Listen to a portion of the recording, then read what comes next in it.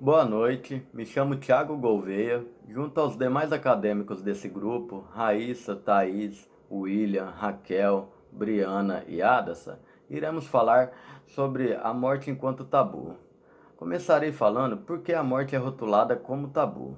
A morte pode ser vista como um mistério incompreensível, pois vai contra nossas certezas científicas e adentra no mundo do dogma e da fé.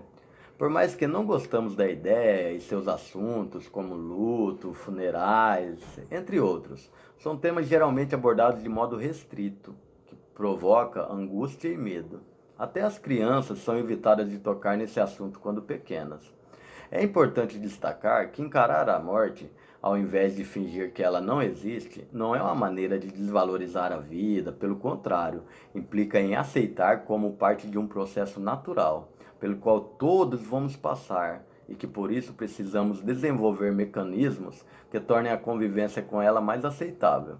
Sabemos que morrer é tão natural quanto nascer, mas será que encaramos dessa forma?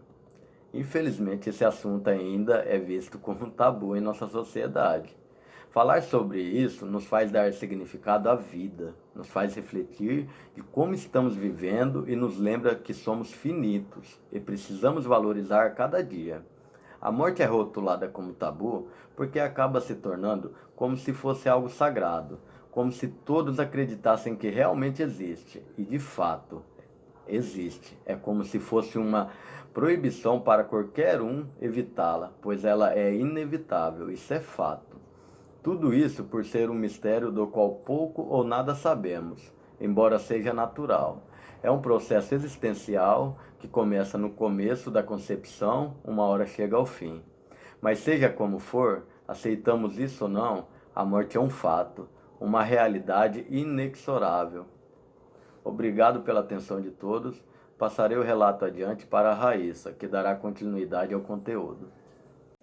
Olá, me chamo Raíssa Maria, acadêmica do curso de Direito do primeiro semestre, e hoje estou aqui para falar sobre um assunto muito importante atualmente, muito comentado e ao mesmo tempo polêmico, porque divide opiniões completamente diferentes entre os pais e até mesmo de especialistas.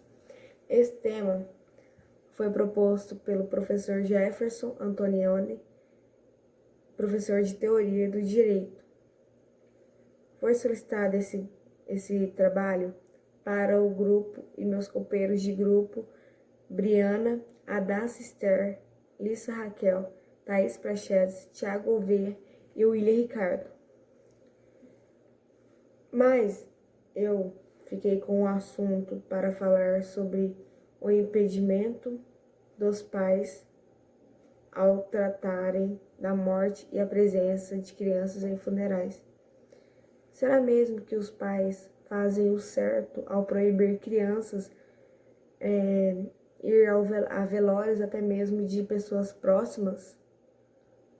Vamos ver o que especialistas podem dizer sobre isso. Muitos pais acham que crianças não devem ir frequentar velórios, pois elas podem ficar traumáticas. Até mesmo criança adora fazer várias perguntas e aquele momento, velório, os pais não sabem como responder aquelas perguntas porque não é o momento apropriado, é um momento onde todos estão mal, um momento que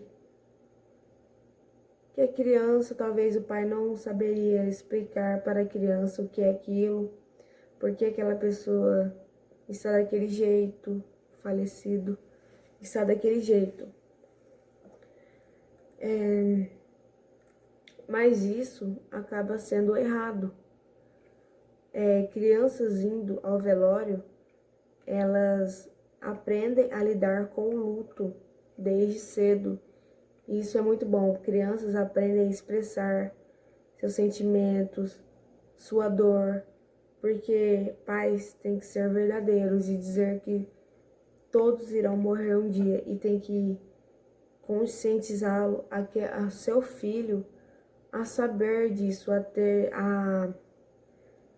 a saber lidar com perdas. de pessoas próximas, pessoas conhecidas. Eu vou ler aqui um comentário sobre o que fez uma mãe postou na sua rede social se ela deveria ou não levar seu filho a um velório. E isso dividiu várias opiniões. E aqui estão alguns comentários de pessoas dizendo se acha certo ou errado. O primeiro comentário diz que lógico que devemos levar. Desde cedo a criança precisa ver a morte como algo natural, que faz parte da vida. Não vejo que isso pode ser traumatizante. E as missões dos pais é prepará-los para a perda. Esse comentário é o que muitos especialistas dizem, que a criança tem que ir para ela se preparar para a perda, porque quanto mais cedo ela preparar para isso, irá ser muito melhor. Se ela não for, podem haver consequências mais tarde, como vai falar aqui no outro comentário a seguir. Uma mulher fala que o segundo comentário na postagem fala que ela não levou a filha dela ao velório do bisavô, ou seja, avô da filha dela, por achar que ela não entenderia.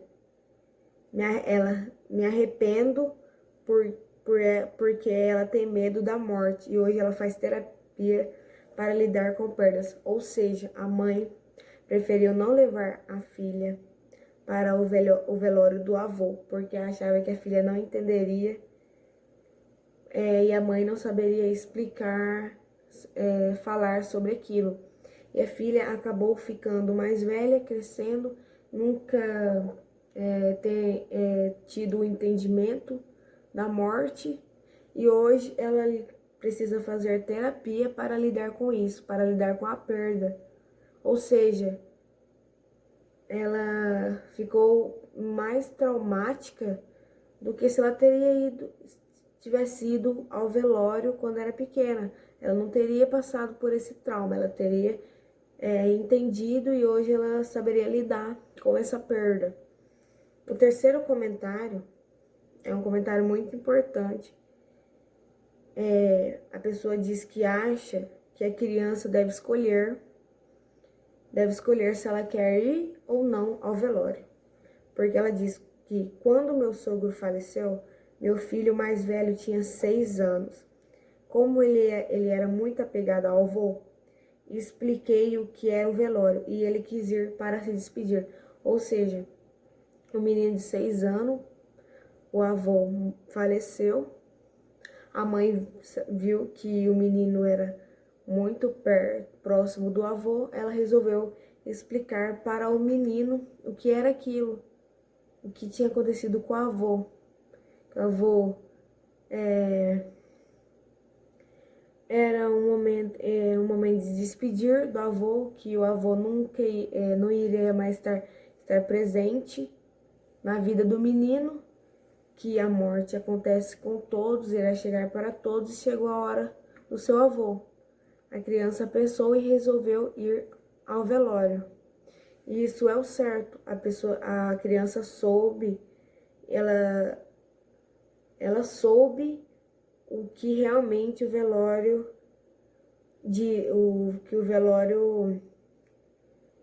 o objetivo do velório, que é uma cerimônia de despedida, uma cerimônia que você vai para se despedir daquele falecido. E a criança entendeu isso. E ela foi para se despedir do avô, uma criança de 6 anos. Então, ela vai saber lidar com perdas, ao contrário da outra aqui que precisa ir ao terapeuta. Não é muito mais complicado? Muitas pessoas usam a expressão que o falecido tá dormindo. Fala para a criança que o falecido está dormindo.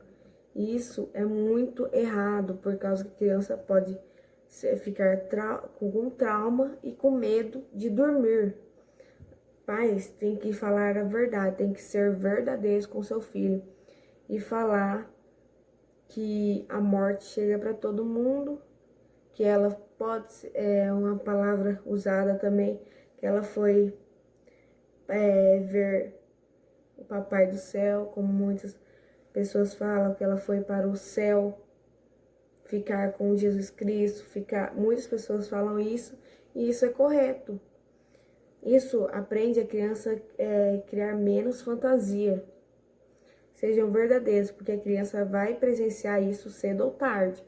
Então, quanto mais cedo falar para a criança que aquilo é normal, que aquilo vai fazer parte da vida, perder alguém importante, a criança vai saber lidar, a criança vai saber se expressar seus sentimentos. Nesse momento, os pais têm que estar junto dos seus filhos, expressando seus sentimentos com ele. O emocional da criança não pode ser abalada. Tem que ter o acompanhamento dos pais nesse momento tão difícil. A criança perceber que os pais não estão felizes, que os pais estão tristes. Para a criança também saber diferenciar isso, saber lidar com isso e ver que é um momento triste, um momento de sofrimento, entendeu? Agora, se criar fantasias para a criança não lidar com isso, não ter uma experiência, não ter uma ideia sobre isso, pode piorar mais tarde. Isso é o que muitos especialistas dizem. Que tem que ser verdadeiro, e o tabu está muito mais na cabeça dos humanos do que na das crianças. Se fosse assim, antigamente, pessoas eram veladas nas próprias casas, com famílias, amigos, e muitos tinham crianças, e isso não foi algo para ser traumático, não levou ao trauma. Soube lidar, conversando, a criança irá entender. Então, não há necessidade. Muitos acham que não pode levar as crianças por causa do risco de contaminação, bactéria, por causa da decomposição do corpo, certo? Criança com um ano ou menos de um ano não deve, mas isso não é específico ao velório. Crianças menos de um ano ou com um ano não pode sair para parques, shoppings, não deve ser com muita gente exposta, com muito público, porque pode ser perigoso em todo lugar. Então, não é só específico ao velório. Não tem nada a ver, entende? Essa é a dúvida de muitos pais. Então, é isso. Eu acho que deu para compreender, entendeu? Que não tem nada a ver, esse tabu realmente não faz nenhum sentido, por causa que isso é errado. Não levar crianças a velórios é errado. Criança tem que aprender desde cedo o que é aquilo e o que não é, entendeu? Então tá. Muito obrigada. Oi, meu nome é Thaís e eu vou falar sobre a ignorância da sociedade quanto ao suicídio. A ignorância da sociedade quanto ao suicídio é inegável. O mesmo é tratado como tabu, algo que é difícil de ouvir e mais ainda de falar. Na maior parte, o medo da incompreensão leva a pessoa com desejo de ceifar sua própria vida, por exemplo, a calar-se diante de seus sentimentos. As ideias preconcebidas pela sociedade que tornam o diálogo sobre o suicídio algo tão restrito, para muitos, o fato de querer tirar a própria vida é simplesmente um drama e que o indivíduo só quer chamar a atenção. Assim, tratando a depressão como algo qualquer, algo irrelevante. De fato, o número de suicídios no mundo é enorme. Os problemas psicológicos e emocionais aumentam constantemente devido a diversos fatores, como excesso de trabalho, mau convívio familiar, problemas financeiros, problemas sentimentais, entre outros fatores, que por muitas das vezes torna o sofrimento tão intenso, chegando ao nível da pessoa cometer o suicídio. Percebe-se, portanto, que a depressão é uma doença gravíssima e que a ajuda da sociedade é indispensável. E é preciso cuidado, atenção, acolhimento, em que não haja julgamento, né? E a produção de ações efetivas de prevenção ao suicídio é necessário não somente aos acometidos da doença, mas sim para a sociedade também, de forma que conscientize e extirpe essas más ideias preconcebidas. Historiadores, sociólogos e psicanalistas que se detêm no estudo da morte, na atualidade têm verificado e denunciado um fenômeno recente denominado desaparecimento da morte. Segundo eles, a sociedade contemporânea baniu a morte de seu círculo de convivência, por esta ter se tornado suja. Como principal agente ocultor da morte, é apontada a sociedade industrial, que gera a sociedade humorística, gerada pelo individualismo. Até o começo do século XX, a função atribuída à morte e a atitude diante da morte era praticamente as mesmas na civilização ocidental. O interdito da morte parece ser solidário com a modernidade, acompanhando os processos da industrialização, da urbanização e da racionalidade. As transformações da representação social da morte passam despercebidas por serem muito lentas, seguidas por um longo período de instabilidade. O tempo que as separa equivale a várias gerações e ultrapassa a capacidade da memória coletiva.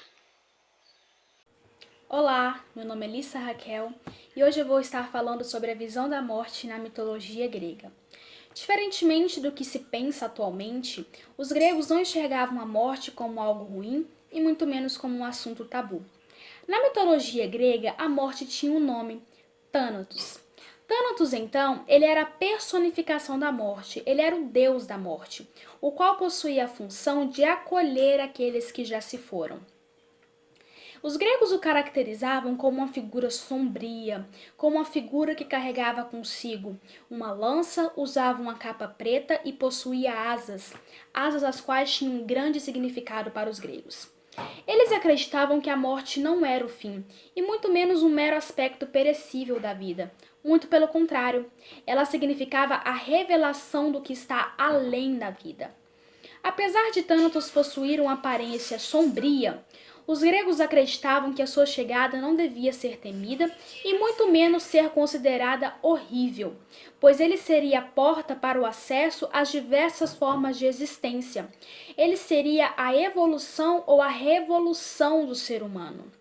As asas que Thanatos possuía significava a libertação para os gregos, pois além dele significar a passagem para uma nova fase, ele iria extrair todas as energias negativas do ser humano para que ele pudesse perder a sua individualidade e entrar em completa harmonia com os cosmos. Assim, Thanatos tinha a capacidade de regenerar as pessoas. Um grande pensador que nos ajuda a concretizar essa ideia é Fustel de Coulanges, onde em seu livro A Cidade Antiga, ele nos traz que a inumação era realizada com a melhor roupa e em diversas situações era colocado junto deles as suas melhores armas, pois como já foi dito anteriormente, para eles aquele não era o fim. Eles iriam viver uma nova fase e por isso era necessário que eles estivessem com os seus melhores acessórios para viver uma nova vida. Os gregos nos têm muito a ensinar, porque antigamente, na sociedade ocidental principalmente, a morte era enxergada como algo comum, era um assunto dominado, assim como na Grécia. Falar sobre a morte com os gregos era tão importante como falar de qualquer outro assunto e ela deveria ter a sua devida atenção. Nos dias atuais, a morte é pregada como algo ruim. Falar sobre a morte é quase proibido. Mas nós devemos enxergar a morte como uma nova fase, como os gregos nos ensinam, ou como o fim, como a sociedade tem nos pregado? Eu termino esse vídeo dizendo que nós devemos enxergar a morte como a porta para a vida, como a porta para uma nova existência, assim como os gregos acreditavam. Olá, eu sou a Briana e vim falar sobre a visão biopolítica de Michel Foucault sobre a morte. Michel Foucault foi um filósofo francês que viveu de 1926 a 1984, onde este veio a falecer por complicações neurológicas causadas pela AIDS. Para ele, biopolítica é o cálculo que o poder faz sobre a vida, esta que se insere como objeto de poder. Entretanto, há algo ao qual invariavelmente toda a vida se direciona, que são o poder e a morte. Nisso, entramos na teoria clássica de soberania, onde um dos primordiais atributos era o direito de vida e morte delegado ao soberano de um povo. Esse detinha em suas mãos o direito de vida e morte, mas em que medida poderia o soberano exercer o poder nesses termos? Segundo Foucault, o soberano só exerce, no caso, seu direito sobre a vida, exercendo seu direito de matar ou contendo-o. Só marca seu poder sobre a vida pela morte, que tem condições de exigir. Sendo assim, podemos interpretar a fala do filósofo como que a morte é sempre o limite do poder. É neste que o soberano se exerce. Ao passo que o poder se debruça sobre a vida, ele se debruça por discipliná-la. O poder não busca reprimir a vida, não busca dominá-la. O poder, quando foca na vida, não é um poder repreensivo, mas um poder de controle. Assim, o que será por objeto dessa disciplinação aplicada pelos indivíduos é o nosso corpo, é o que Foucault chama de sociedade disciplinar. É possível perceber que, com o desenvolvimento dessa relação entre poder e vida, uma das variáveis incluídas na atividade da biopolítica, que é o saber e a morte, tem tido um caráter de fonte de dados. Mas, ao contrário do que era feito anteriormente, a morte agora é escondida, é ocultada, ao passo que se alteram as estratégias de poder. Desde o soberano, que exercia seu poder de confisco à vida, ou seja, causar a morte, até o biopoder, que visa a maximização da vida e sua potencialidade quanto à unidade produtiva. Atualmente, nós ainda nos sentimos ameaçados pela sombra da morte, não mais sobre as mãos do soberano, mas sim das relações nas quais estamos inseridos, pois, com a morte, nós não exercemos mais o poder.